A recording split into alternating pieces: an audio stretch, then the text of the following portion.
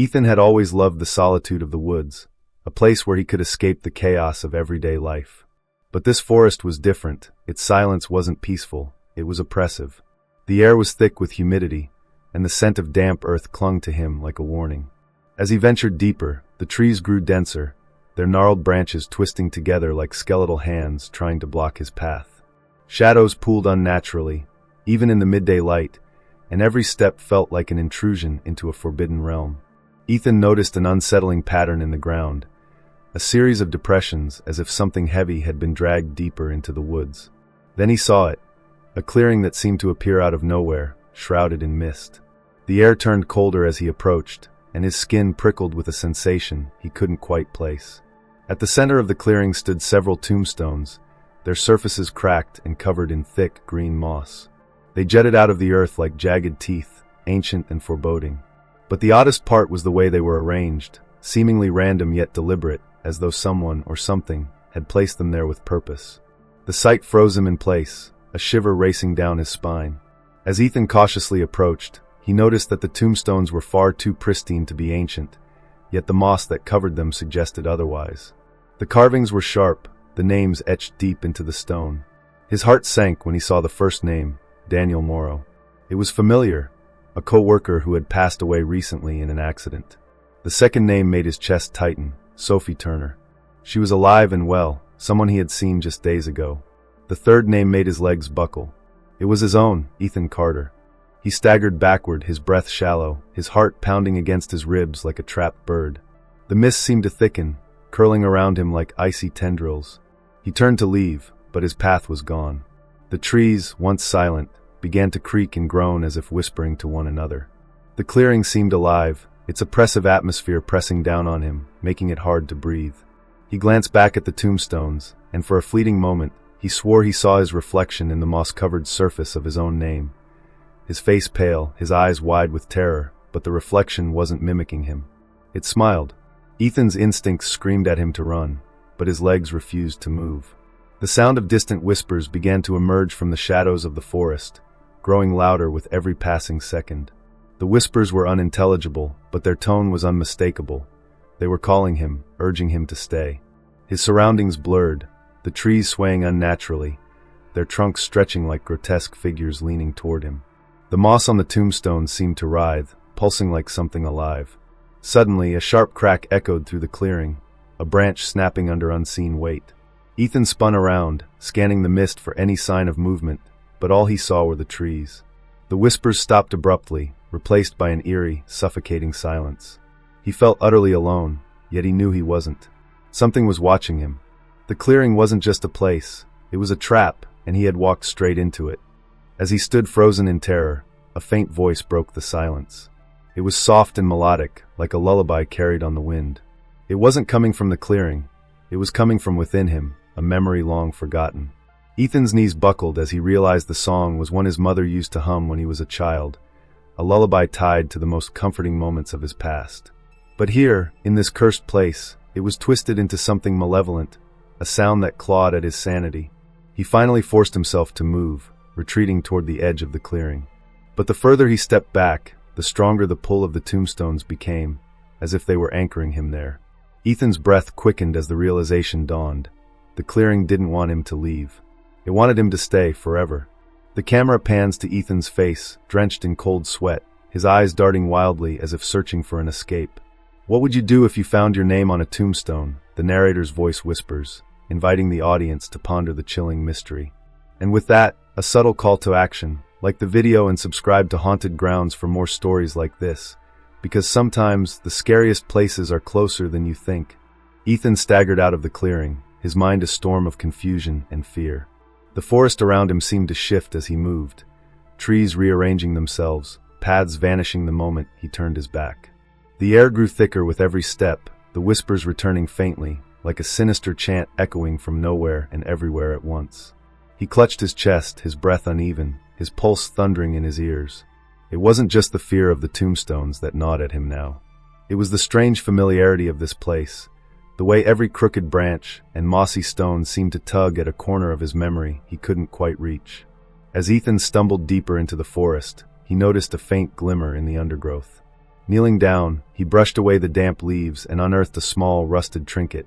A toy car, its once bright red paint now peeling and faded. His heart skipped a beat. It was identical to the toy he had cherished as a child, one he had lost years ago during a family camping trip. His parents had searched the woods for hours that day, but the car had never been found. Ethan's hands trembled as he turned the toy over, his mind racing with questions. How was it here in this cursed forest after all this time? Then came the first memory, a flash, vivid and sudden. He was a boy again, running through a forest that looked strikingly similar to this one. The toy car was in his hand, and he was chasing a figure just ahead of him, though he couldn't see who it was. The memory flickered like an old film reel, skipping to a moment where he tripped and fell, scraping his knee on the jagged roots. He remembered looking up and seeing something. A shadow, taller than any person, with limbs too long and movements too deliberate to be human. The memory ended as abruptly as it had started, leaving Ethan with a splitting headache and a growing sense of dread. The toy car felt heavier now, as if it carried the weight of the past he couldn't fully recall. He stuffed it into his pocket and pressed on, determined to find a way out of the forest. But the deeper he went, the more the trees seemed to whisper his name, their branches creaking in unnatural unison. The path before him twisted and turned until it opened into another clearing, this one eerily empty except for an old wooden cabin, its roof sagging under the weight of years of neglect. Ethan's chest tightened as he approached. The cabin wasn't just familiar, it was the same one from his fragmented memory. The door hung ajar, creaking softly as the wind nudged it back and forth. The windows were clouded, but faint light flickered inside, as if someone or something was waiting. Against his better judgment, Ethan stepped onto the porch. The wood groaned under his weight, and a strange, metallic scent filled the air, like rust or old blood. Inside, the cabin was sparse and cold, with furniture draped in dusty sheets. But what caught his attention was the fireplace. Above it hung a faded photograph in a cracked frame, its glass smeared with grime. Ethan wiped it clean with his sleeve, and his breath caught in his throat. The photo showed a family, his family, standing in front of the very same cabin. He recognized himself as a child, holding the red toy car. But something was wrong. Behind them, barely visible, was the shadowy figure from his memory, looming in the background like a silent predator. Ethan stumbled back, nearly tripping over a loose floorboard. Beneath it, something glinted in the dim light. With trembling hands, he pried the board loose and found a locket. It was simple and tarnished, but when he opened it, he saw a picture of a woman he didn't recognize. The back of the locket was engraved with words that made his blood run cold. The forest always takes back what's hers. Another memory surged forward, more vivid than the last. He was in this cabin with his parents, but the mood was tense, almost panicked.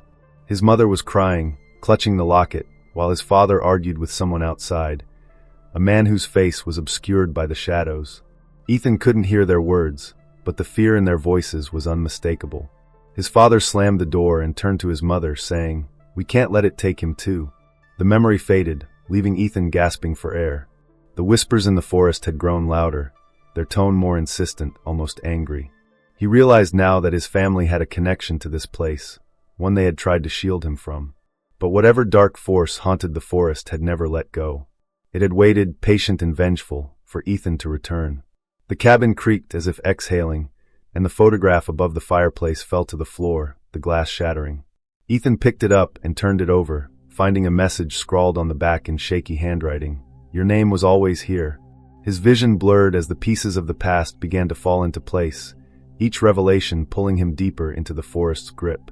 The audience is left on edge as Ethan clutches the locket and stares into the growing shadows outside the cabin. A chilling question echoes in their minds. What does the forest want, and why did it wait so long to claim him? Ethan clutched the locket tightly as he stepped out of the decrepit cabin, the whispers in the forest now a deafening chorus of unintelligible words. The air had grown colder, carrying an unnatural stillness that pressed against his chest like an invisible weight. The forest seemed alive, shifting and bending as if it were aware of his every move. He looked back at the cabin, now shrouded in shadows, its presence radiating dread. Then his eyes caught something glinting in the distance, another tombstone, this one pristine and free of moss, standing alone in a clearing illuminated by a pale, otherworldly light. Compelled by a force he couldn't explain, Ethan approached. His heart sank as he saw the name carved into the stone, Emma Carter. His sister's name. The date of her death was blank, but the sight of it sent a cold wave of terror through his body. It wasn't a warning, it was a promise. The whispers shifted, forming fragmented sentences. Save her. Sacrifice. Choose. Ethan dropped to his knees, his mind racing. His sister was alive. He had spoken to her just days ago. But the forest had a grip on reality that defied logic, and the sight of her name carved in stone made the impossible feel inevitable. As if in response to his anguish, the earth beneath the tombstone began to shift, a gaping hole opening before him. From its depths emerged an object, a blood-stained dagger with an inscription on the blade. One must give, so the other may live. Ethan staggered back, his pulse pounding in his ears. The meaning was clear. To save Emma, he had to sacrifice something precious. But what? The forest seemed to sense his hesitation, and the whispers grew louder, their tone mocking and cruel. The trees around him twisted and warped, their branches stretching into claw-like shapes. From the darkness, a figure emerged, tall, skeletal, and draped in shadows that moved like smoke. Its face was featureless except for hollow, glowing eyes that bore into Ethan's soul. The entity spoke without moving, its voice resonating directly in Ethan's mind. Her life for your memory. She will live, but you will lose her forever. Choose, or the forest will choose for you. The ground beneath Ethan trembled, and he realized the forest was growing impatient. He gripped the locket in his hand, his fingers trembling. The memory of Emma's laugh flashed through his mind, a moment of pure happiness they had shared as children. But as he clung to the memory, it began to fade, as though the forest was already taking it from him. Ethan's chest tightened as he considered the weight of the decision. If he sacrificed his memory of Emma, she would live, but she would become a stranger to him, a ghost in his own mind. If he refused, the forest would claim her, and her name on the tombstone would become a reality. The entity loomed closer, its presence suffocating. Decide, it demanded, its voice cold and final. Tears blurred Ethan's vision as he stood at the edge of the open grave. He raised the dagger, the whispers now a cacophony of anger and desperation. I can't lose her, he muttered, his voice cracking. With a deep breath, he plunged the dagger into the locket, shattering it into shards of metal and glass. A wave of energy erupted from the grave, knocking him to the ground. The light around the tombstone flickered and died, and the name Emma Carter faded from the stone. For a moment, silence reigned. The whispers stopped, and the forest seemed to hold its breath. Ethan looked around, his mind reeling.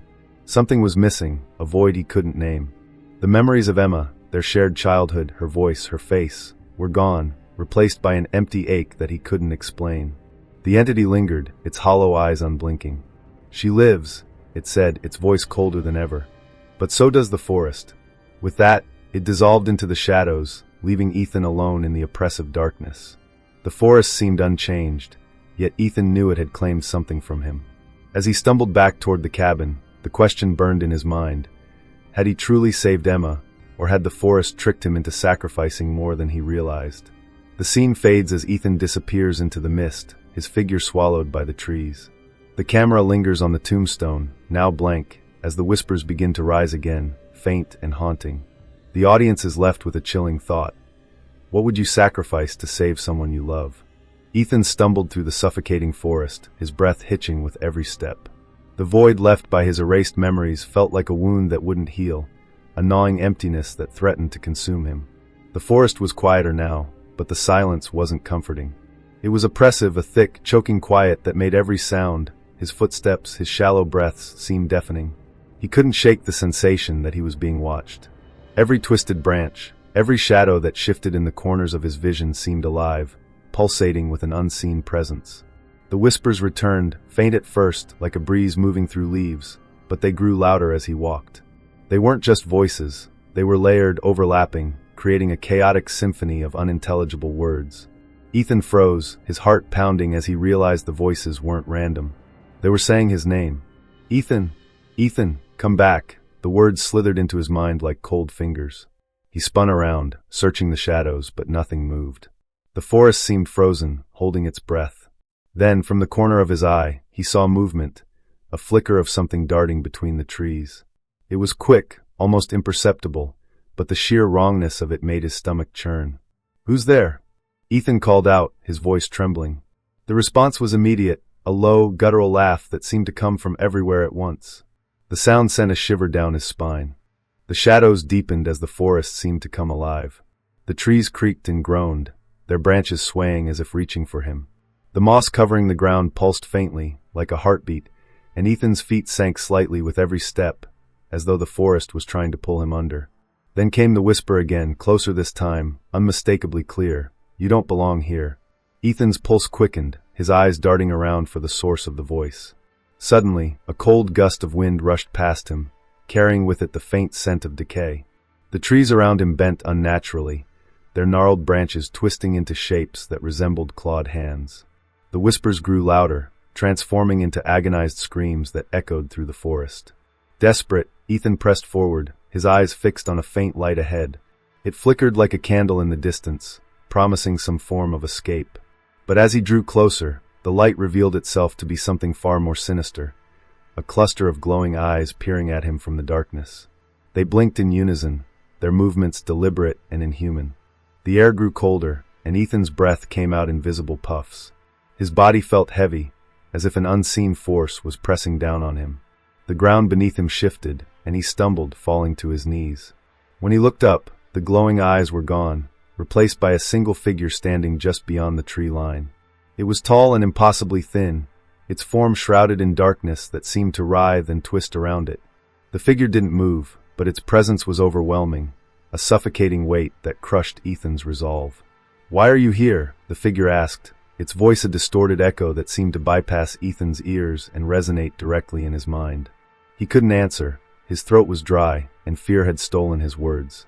The figure stepped closer, and the shadows around it seemed to stretch, consuming the space between them. Ethan tried to move, but his limbs refused to obey. He was frozen, paralyzed by the sheer wrongness of what stood before him. The figure tilted its head, as though studying him, and then it spoke again. "You've taken something that doesn't belong to you." Ethan's mind raced. Was it talking about the locket? The memories? The choice he had made?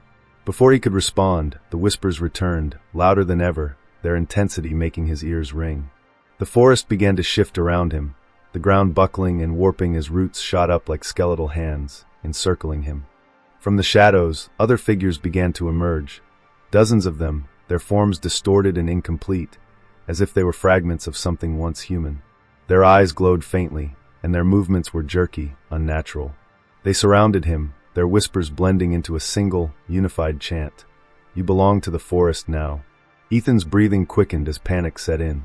He scrambled to his feet, his heart racing, and tried to run, but the forest wouldn't let him go. The shadows seemed to stretch infinitely, the trees closing in around him. The figures didn't chase him, they didn't need to. Their presence was everywhere, their whispers inescapable. As Ethan's vision blurred, he stumbled into another clearing. At its center was another tombstone, its surface gleaming as though freshly carved.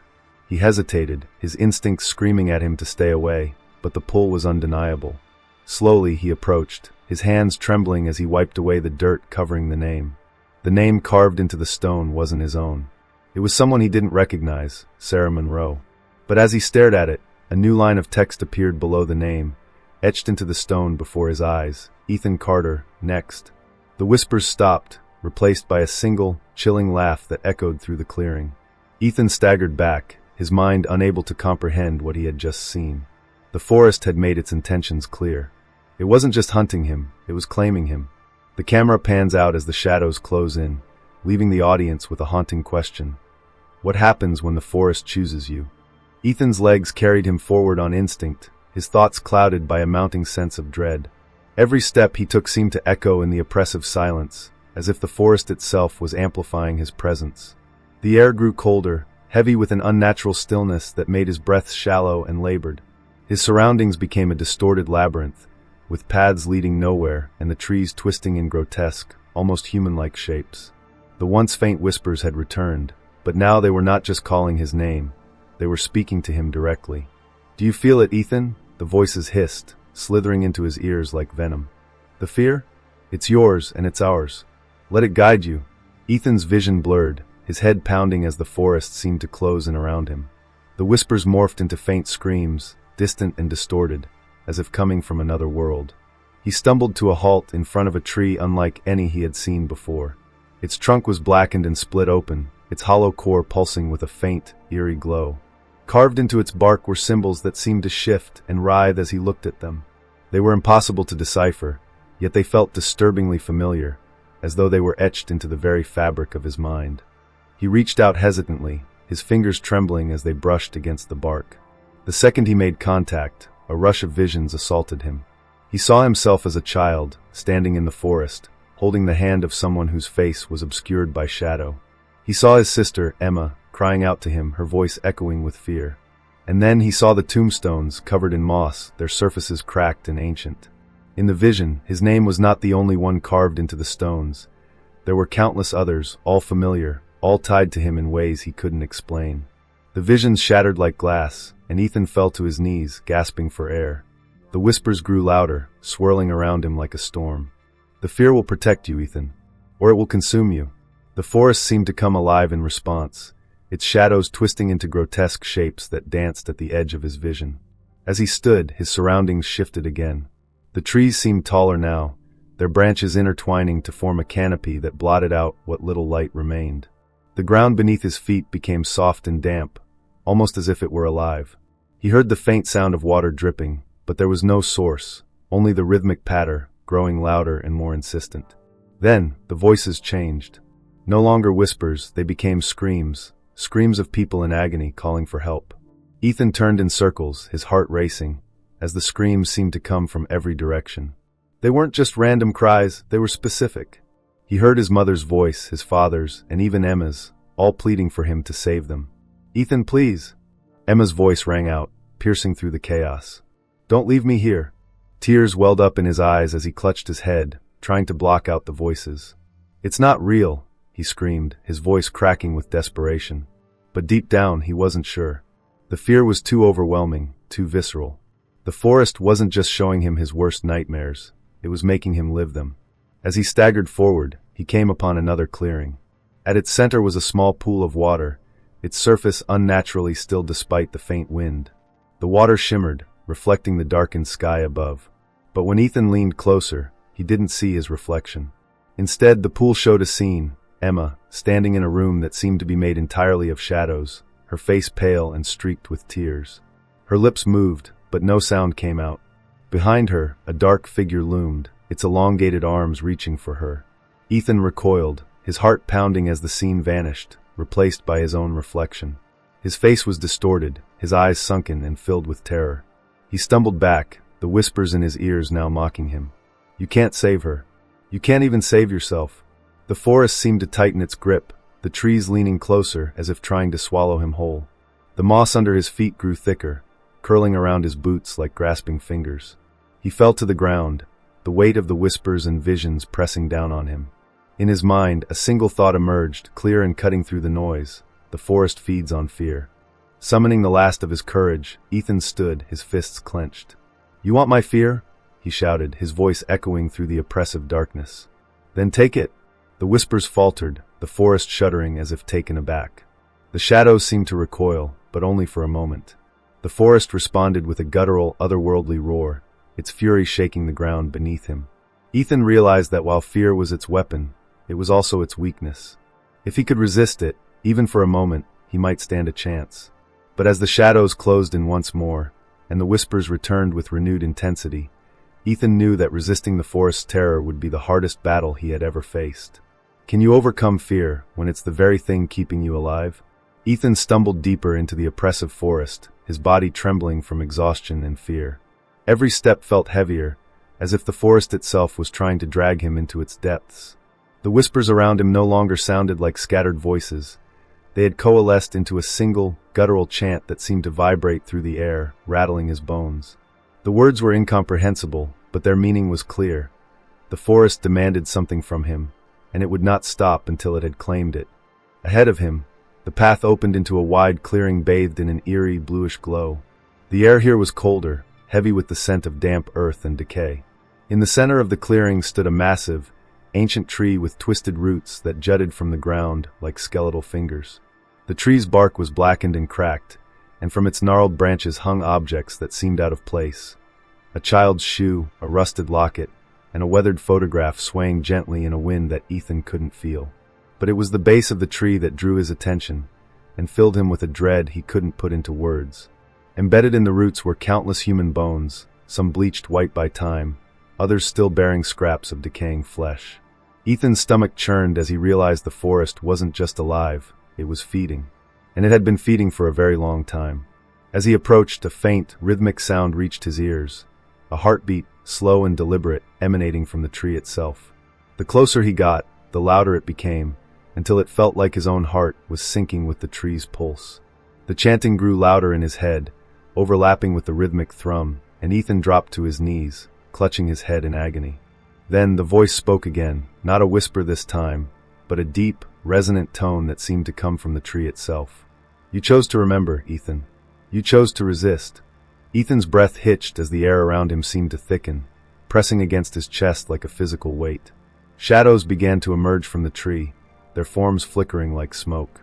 They weren't fully human, twisted, malformed figures with hollow eyes and mouths frozen in silent screams. These were the forest's victims, their souls bound to this place, their torment eternal. One of the figures stepped forward, its movements jerky and unnatural. As it drew closer, Ethan's eyes widened in horror. It was his father, or at least what was left of him. The figure's face was gaunt, its eyes sunken, but there was no mistaking the features. Ethan's mind raced as fragments of forgotten memories surged to the surface. He remembered his father dragging him out of the forest as a child, yelling at him never to return. He remembered the fear in his father's voice, the desperate urgency as he warned Ethan to stay away from the trees. "You shouldn't have come back," the figure rasped, its voice distorted but familiar. "I kept you safe. I paid the price so you wouldn't have to." Tears blurred Ethan's vision as he reached out, but the figure recoiled, its hollow eyes filled with pain. "Leave now, Ethan, or you'll end up like me." Before Ethan could respond, the chanting grew deafening, and the shadows surged forward, encircling him. The tree's heartbeat quickened, each pulse shaking the ground beneath him. The voice from the tree returned, louder and more commanding. "You made your choice, Ethan. Now fulfill it." The ground beneath the tree split open, revealing a gaping chasm that seemed to stretch endlessly into darkness. From the depths emerged the entity, its form massive and indistinct, its body shifting like a storm of shadows and mist. Its eyes glowed with a malevolent light, and its presence was suffocating, an overwhelming force that made Ethan feel like a speck of dust in its vast, incomprehensible power. "You were never meant to leave," the entity growled. "The forest claimed you long ago." Ethan's mind raced as the weight of his decisions pressed down on him.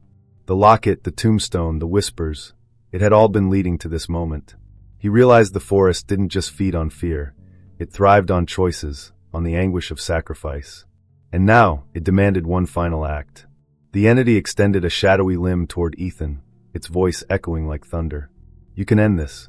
Give yourself to me, and the forest will let her go." Ethan's breath caught in his throat. It was offering him a way out, a way to save Emma, to break the cycle of torment.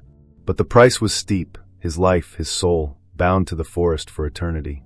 He glanced at the shadows surrounding him, at his father's broken form, and knew that the forest didn't lie. It didn't need to. His heart pounded as he weighed his options. He could run, but the forest would never stop hunting him. He could fight, but what chance did he have against an ancient force beyond comprehension? Or he could give in, sacrifice himself to save the one person who still mattered. Ethan's knees buckled as he collapsed to the ground, tears streaming down his face. "Take me," he whispered, his voice trembling. "Just let her go." The forest fell silent. The shadows recoiled, and the entity's glowing eyes narrowed, as if studying him. Then, with a deafening roar, it surged forward, engulfing Ethan in darkness. The last thing he saw before the void consumed him was the image of Emma, smiling, free, and untouched by the horrors of the forest. The scene fades to black as the camera lingers on the ancient tree, its roots now pulsing faintly with new life. The heartbeat slows, and the whispers return, faint and menacing. The audience is left with a haunting question. What would you sacrifice to save the ones you love? And would it ever be enough? Darkness enveloped Ethan as the forest devoured him.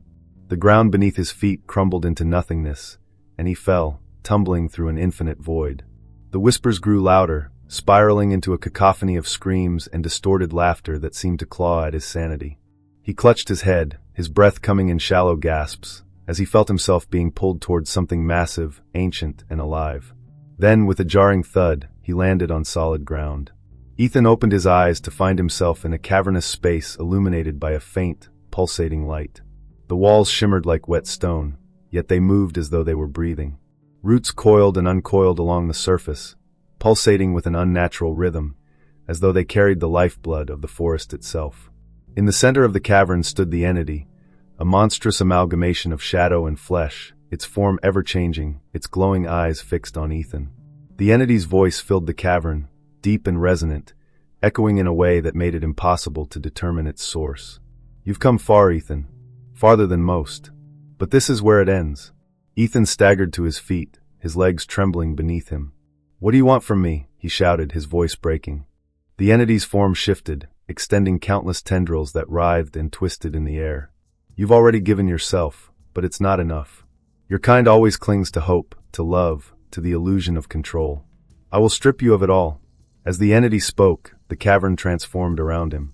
Shadows surged forward, coalescing into figures that took on familiar forms. Ethan's father stood before him, his face twisted in anguish.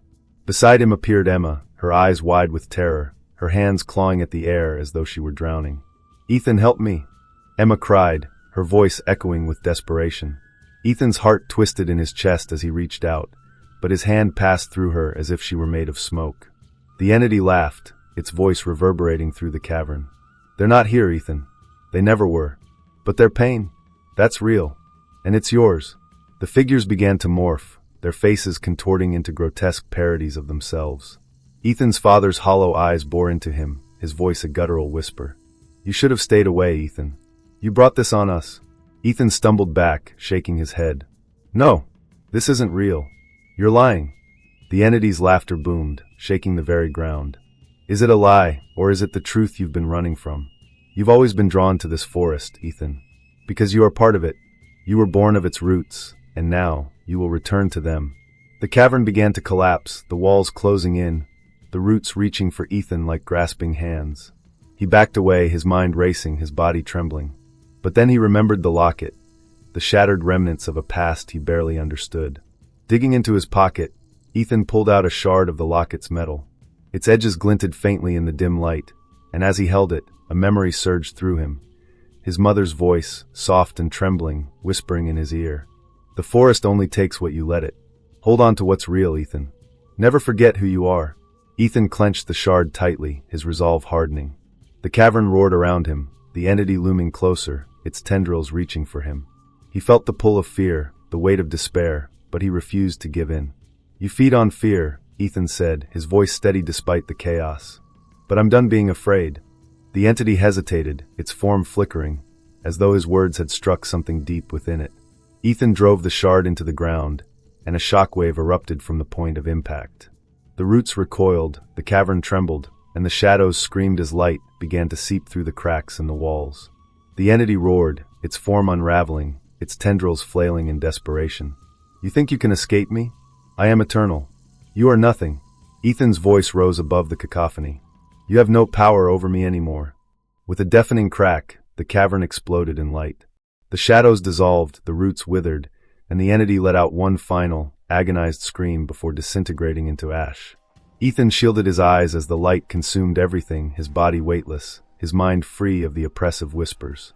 When the light faded, Ethan found himself standing in the forest clearing once more. The tombstones were gone, the air was still, and the oppressive darkness had lifted. But something was different.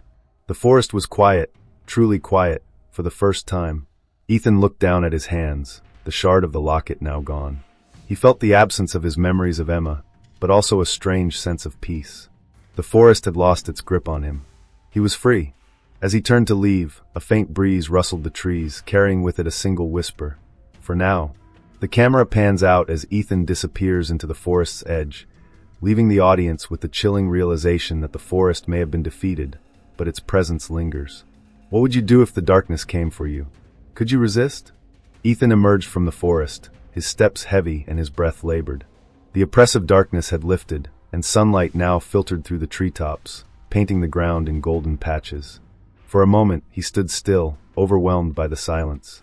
It was not the suffocating quiet of before, it was peaceful, almost serene. Yet, deep within, a nagging unease refused to leave him. The forest had let him go, but at what cost? As he glanced back, he noticed something unsettling. The trees were no longer twisted and menacing, but they seemed to be watching him. Their branches swayed gently in a wind he couldn't feel, their shadows stretching unnaturally, as though they were reluctant to release him entirely. The clearing where the tombstones had been was now empty, but the moss still clung to the ground in faint outlines, the shapes of forgotten graves. It was as if the forest had erased the physical evidence, leaving only its memory etched in Ethan's mind. His body felt lighter, but his heart was weighed down by an emptiness he couldn't explain. His memories of Emma were gone. He knew she existed, but every detail of her, every laugh, every shared moment was now a void. He touched his chest, where the locket shard had rested, but there was nothing there, just the faint warmth of something recently lost. The forest had taken a part of him, and though he was free, he would never be whole again. Ethan took a few unsteady steps forward, his boots crunching on dry leaves, but something made him stop. A faint sound carried through the air, a whisper, soft and fleeting, almost imperceptible. His heart raced as he turned, scanning the forest behind him. For a moment, he thought he saw movement, a shadow slipping between the trees, too fast to follow. The hairs on the back of his neck stood on end. "It's over," he muttered to himself, his voice shaky. "It's over." But deep down, he knew it wasn't. The forest was quiet, yes, but it wasn't gone. He could feel its presence lingering at the edges of his mind, a faint hum that he couldn't silence. As he continued walking, the forest seemed to stretch endlessly behind him, its shadows lengthening, as though it were following him. When Ethan finally reached the edge of the forest, the sight of open fields and the distant town filled him with relief. Yet, as he stepped into the sunlight, the world felt different. The air was colder, the colors muted, and the people passing by seemed unaware of the weight he carried. It was as though he had crossed back into reality, but the forest had left its mark on him, warping the world around him in subtle, unsettling ways. He made his way to a nearby park bench and sat down, his hands trembling. He pulled out his phone, desperate to call someone, anyone, but when he opened his contacts, Emma's name was gone. It was as if she had never existed. Panic surged through him, but before he could react, his phone buzzed. "You think it's over?" The forest never forgets. Ethan's breath caught in his throat, his fingers frozen over the screen. His surroundings blurred as his mind raced, trying to make sense of the message. Was the forest still watching him? Was it waiting for him to make a mistake, to return, to claim him fully? The wind picked up, carrying with it the faintest sound of laughter, Emma's laughter. It was distant, almost indistinguishable, but unmistakably hers. Ethan stood abruptly, scanning the park, but there was no one around. The laughter faded, replaced by a single, faint whisper. "Come back." Ethan's heart pounded as he backed away, his gaze fixed on the distant tree line of the forest. The shadows seemed darker now, deeper, as if they were calling to him. He knew he couldn't go back, but the pull was undeniable. The forest wasn't just a place, it was a part of him now, and it would never truly let him go. Ethan is seen standing at the edge of the park, staring at the distant forest. The sunlight flickers, casting fleeting shadows that seem to shift and dance like living things. A faint whisper echoes in the background, growing louder as the scene fades to black. "We're not done, Ethan." Not yet. Its reach is infinite, its grip eternal. And as Ethan walks away, the question lingers. What happens when the forest decides to reclaim what it left behind? If this story sent chills down your spine, don't forget to like, comment, and subscribe to Haunted Grounds. And remember, sometimes the things we leave behind find their way back to us.